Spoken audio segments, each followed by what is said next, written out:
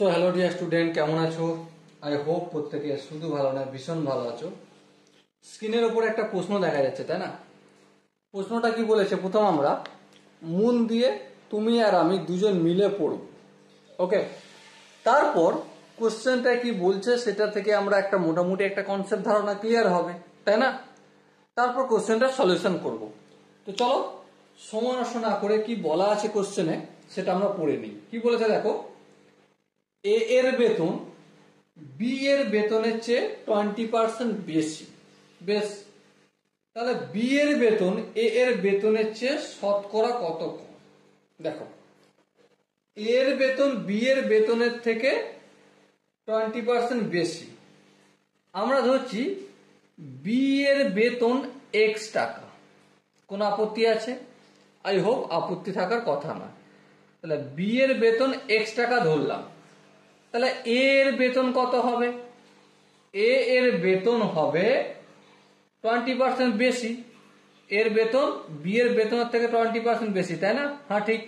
তাহলে x plus x এর 20%। কেন যোগ করছি? কারণ এর বেতন বেশি। কত বেশি? 20% বেশি। কার থেকে? বি এর থেকে। সেই জন্য বি এর থেকে 20% বেশি। এক্স প্লাস এক্স এর 20% করলাম। এবার যদি আমরা ক্যালকুলেশন করি, ক্যালকুলেশন করলে কি পাবো? এর বেতনটা সিম্পল করি, এক্স প্লাস এক্স ইন্টু 20 আপন 100। এরপর সিম্পলি আমরা এলসিএম নিয়ে যোগটোগ করব। যোগটোগ করলে কি পাবো? 120 এক্স আপন 100। এখানটায় আশা করি কারো অসুবিধা হওয়ার কথা নয়। এবার দেখো, বি আর এ এর দুজনের মধ্যে বেতনের ডিফারেন্স কতটা? এ মাইনাস বি করলেই পেয়ে যাব। হ্যাঁ, ঠিক। তাহলে এ মাইনাস বি যদি করি, 120 এক্স আপন 100 মাইনাস এক্স। হ্যাঁ, ঠিক। সমান কত হবে? ক্যালকুলেশন যদি করি এটা হবে 20 এক্স আপন 100।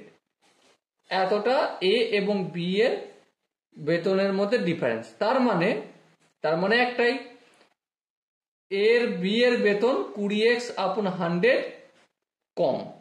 এবারে কম যেহেতু, এটা আমি লিখবো উপরে 20 এক্স আপন 100। যার সাথে তুলনা করছি সেটাকে আমি নিচে লিখবো। হ্যাঁ, কার সাথে তুলনা করছি? এরপর এ এর বেতনের চেয়ে, তাই না? তাহলে এর বেতনটা আমি নিচে লিখবো। এর বেতন কত? 120 এক্স আপন 100। দেখো, এখানে একটা জিনিস বুঝবে, কত কম বলেছে সেই জন্য আমি এইটা লিখেছি। কিন্তু যদি আমাকে জিজ্ঞাসা করতো যে বি এর বেতন এ এর বেতনের কত শতাংশ, তাহলে সিম্পল উপরে আমি বি এর বেতনটা লিখতাম।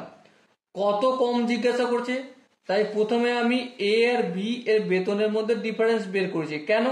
এই ডিফারেন্সটাই বি এর এ এর বেতনের থেকে বি এর বেতন কম। এটা হচ্ছে নিউমেরিক্যাল ভ্যালু। এরপর এটা যে তৈরি করছি এটা হচ্ছে ফ্র্যাকশনাল বা ভগ্নাংশ ভ্যালু। এবার এটাকে আরেকটু আগিয়ে যাই, 20 এক্স আপন 100। এটা ছিল আমাদের ভাগ চিহ্ন, এটাকে আমি গুণ চিহ্ন করলাম। তাহলে নিচেরটা লবটা হরটা লব হয়ে যাবে। তাহলে 100 হর ছিল, লব করে দিয়েছি, আর 120 এক্সটা লব ছিল, হর করেছি। এখনো ভগ্নাংশে রয়েছে।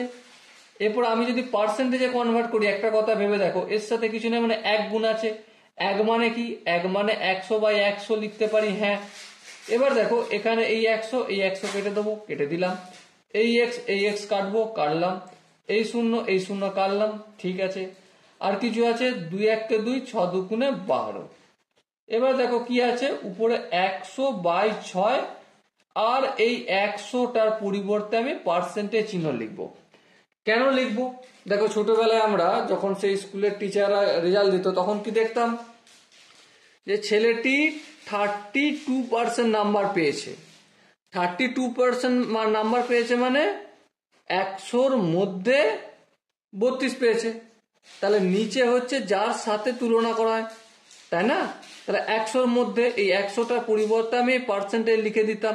ছোটবেলায় যখন ক্লাসে টিচার খাতা দিতেন তখন এভাবেই দিতেন, ঠিক কিনা? তো আমি 100টার পরিবর্তে সেই জন্য পার্সেন্টেজ চিহ্নটা টুক করে দিয়ে দিলাম। এরপরে স্টেপে কাজ, আনসার কি মিলেছে? না মেলেনি। তাহলে এই পূর্ণ ভগ্নাংশে আমাকে যেতে হবে। তো পূর্ণ ভগ্নাংশে গেলে 6 96, তাহলে 6.4/6% এটা আনসার হতে পারে। অথবা একটু যদি কাটাকাটি করি, 2 দুগুণে 4, 3 দুগুণে 6, তাহলে 6.2/3% আনসার। এবার দেখো অপশনের মধ্যে কি এটা রয়েছে? হ্যাঁ আছে। কত নম্বর? Option number A is the right answer. I hope প্রত্যেকে এই কোশ্চেনের কনসেপ্টটা ক্লিয়ার হয়ে গেছে। এরপরে যদি মনে হয় না দাদা আর একটু ডেসক্রাইব করলে ভালো হতো, আর একটু ডিটেলসে বোঝালে ভালো হতো, তার জন্য কি করতে হবে ভাই? কমেন্ট সেকশন রয়েছে, তার জন্য কমেন্টে অবশ্যই জানাও। আর পরের ভিডিওটা পাওয়ার জন্য অবশ্যই চ্যানেলটা সাবস্ক্রাইব করে রাখো আর নোটিফিকেশন আইকনটা অন করে রাখো। ওকে, সো দেখা হচ্ছে নেক্সট ভিডিওতে। ততক্ষণ পর্যন্ত ভালো থেকো, সুস্থ থেকো এবং জয় হিন্দ।